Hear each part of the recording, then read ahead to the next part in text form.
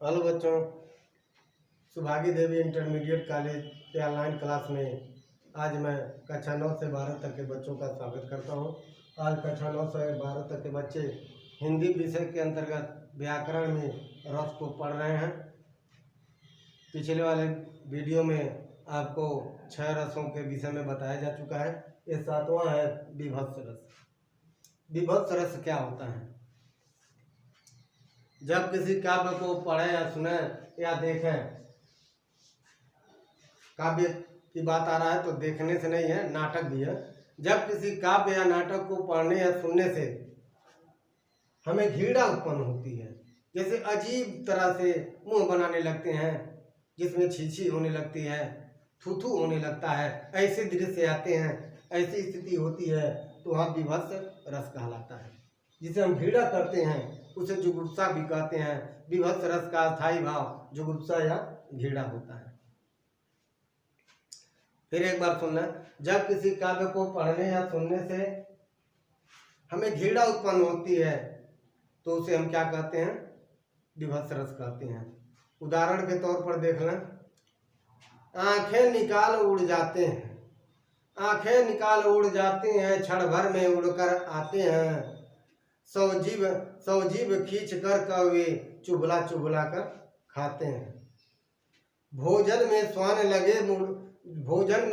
लगे मुर्दे थे, भू पर लेटे, खा मांस चाट लेते थे, चटनी सम बाते बेटी। ये सब जैसे ऐसे घृणित पदों को पढ़ने पर जो भाव उत्पन्न होते हैं वे विभत्स रस कहलाते हैं। अब आपको हम 8वां पढ़ाने जा रहे हैं।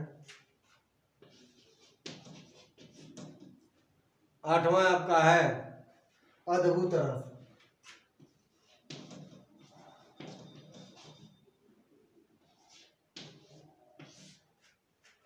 8वां अद्भुत रस है, जिसका अस्थायी भाव विस्मय है या आश्चर्य है।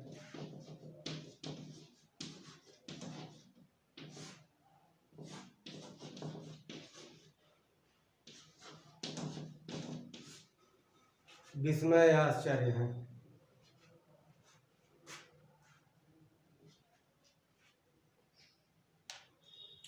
अद्भुत रस क्या है? जैसे काव्य में हमको ऐसे देखने को मिलता है जो आश्चर्य में पड़ जाए, ये क्या हो रहा है, ये कैसे हो गया। मन ऐसे हमारे कल्पना से अगर बाहर की बात हो रही है, हम जहाँ तक सोच भी नहीं सकते हैं, ऐसे अद्भुत दृश्य आ जाए तो वो क्या होता है? अद्भुत रस कहलाता है। फिर अब आप लोग परिभाषा देखना, जब किसी काव्य या नाटक को पढ़ने या सुनने से आश्चर्य प्रकट हो, हृदय में आश्चर्य प्रकट हो, तो उसे हम क्या कहते हैं? अद्भुत रस कहते हैं। अद्भुत रस का उदाहरण आप लोग देख सकते हैं। यानी अद्भुत रस का उदाहरण देख जसोदा शिशु के मुख में। जब कृष्ण जी मिट्टी को खाते हैं, जसोदा जी जब उनको मुंह को खुलवाती हैं, और जब कृष्ण जी मुंह को खोलते हैं तो उस मुंह के अंदर के दृश्य को देखकर जसोदा जी का वर्णन इसमें किया गया है। देख जसोदा शिशु के मुख में सकल विश्व की माया। देख जसोदा शिशु के मुख में सकल विश्व की माया, क्षण भर को वह बनी अचेत, हिल न सकी उसकी कोमल काया। जैसे वो दृश्य को देखकर आश्चर्यचकित हो जाती है और मूर्छित हो जाती है। जैसे कभी कभी मूर्छित होने की स्थिति में आ जाती है, ऐसे स्थिति को अद्भुत रस कहते हैं। अब आगे और देखा, 9वां आपका है शांत रस।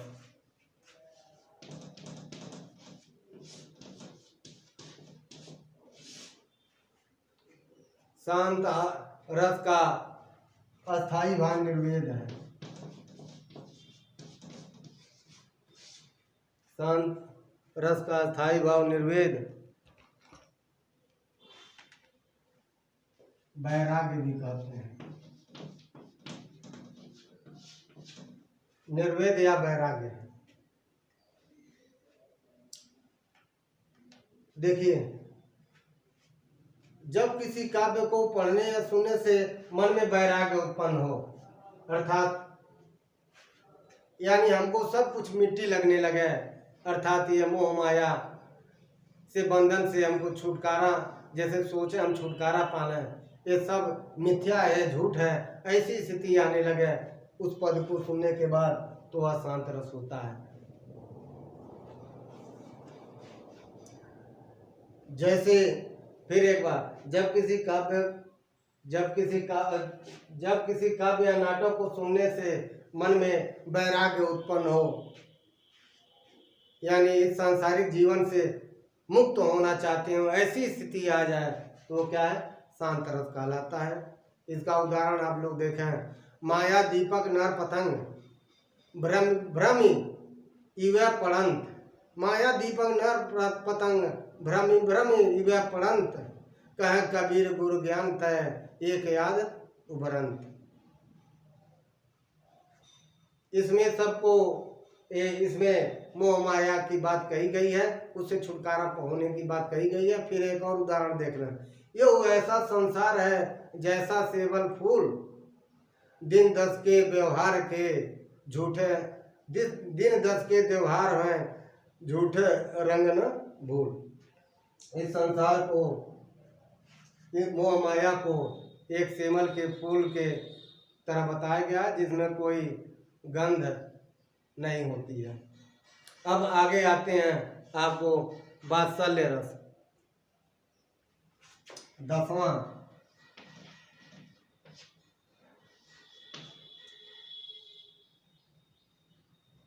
वात्सल्य में वात्सल्य रस है।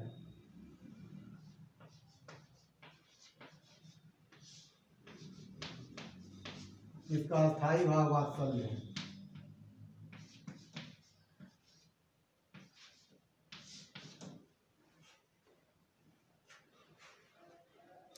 इसको वात्सल रस कहते हैं, इसका स्थायी भाव वात्सल्य है।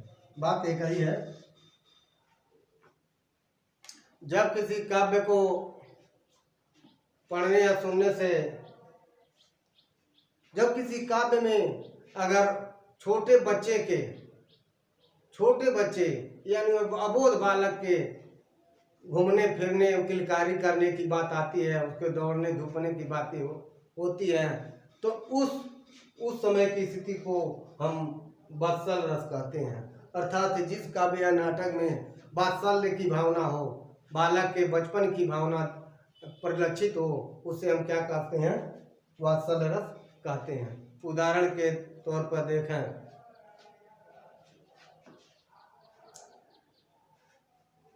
किलकत कान घुटुरवन आवत, मन में कनक नंद के आंगन बिंब पकड़ में धावत। इससे आपको स्पष्ट हो जा रहा है, सूरदास जी द्वारा रचित पद है, इससे स्पष्ट हो रहा है कि ये बच्चे के यानी कृत के बालक रूप का वर्णन किया गया है।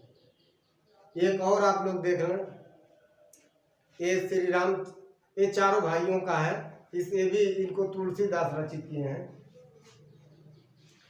पगनपुर और पहुँच कर कंजन मंजू मन मालहिए, नवनील कलेवर पित जगा झलक पुलक निरपगोदली।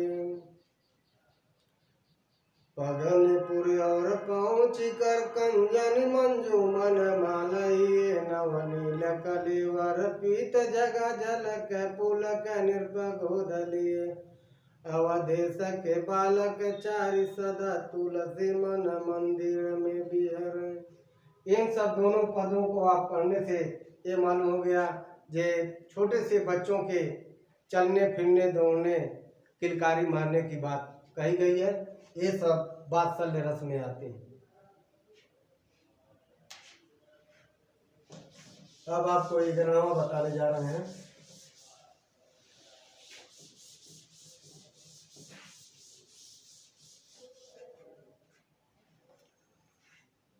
आपका 11 है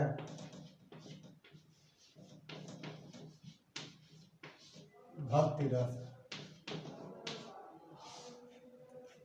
11 आपका भक्ति रस है। इसका स्थायी भाव अनुराग है। इसको भगवत विषय भी कहते हैं।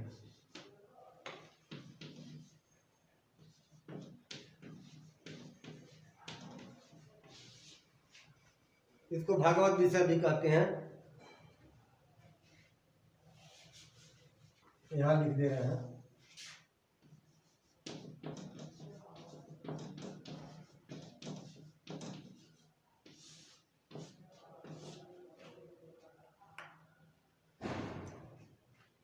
बस आपको ये भक्ति रस नाम ही से मालूम हो जा रहा है। जब किसी भी काव्य या नाटक में, कोई कविता में आपके भक्ति भजन दिखाई दे या भक्ति से संबंधित अनुराग यानी उसके प्रति आसक्ति दिखाई दे, तो क्या होता है? भक्ति रस होता है। अर्थात जिस काव्य या नाटक में भक्ति भावना झलकती हो, ईश्वर के प्रति अपने को समर्पित की भावना जागृत होती हो, तो वहाँ क्या होता है? भक्ति रस कहलाता है। उदाहरण आप लोग देख सकते हैं। चरण कमल बंधो हरिराई, चरण कमल बंधो हरिराई, जाकी कृपा पंग बिरलांग है, अंधे को सब कुछ दर्शाई। बहिरो सुने गूगे पुनि बोले, रंग चले सिर छत्र धराई, सूरदास स्वामी करुणा में बार बार बंदो तीन पाई। चरण कमल बंदो हरिराई, ऐसे कविताएं आपको सुनाई। ये सब जब ऐसी कविताओं में भक्ति भावना झलकती है। इस भक्ति भावना का उदाहरण मैं आपको दे चुका हूँ। इस प्रकार आप लोग देखेंगे तो जितने भी रस होते हैं 11 रसों को हमने परिभाषा और उदाहरण सहित आपको बता चुका हूँ। जहाँ तक हम ये आप लोगों से यही आशा करते हैं कि आप लोग इसको भली बात समझ लिए होंगे और इसको घर पे पढ़ लीजिएगा और याद भी कर लीजिएगा। ये रस बहुत महत्वपूर्ण विषय है। रस आपके परीक्षा में भी आता है। अब मैं इसी के साथ अपनी वाणी को विराम दे रहा हूँ। तब तक के लिए धन्यवाद।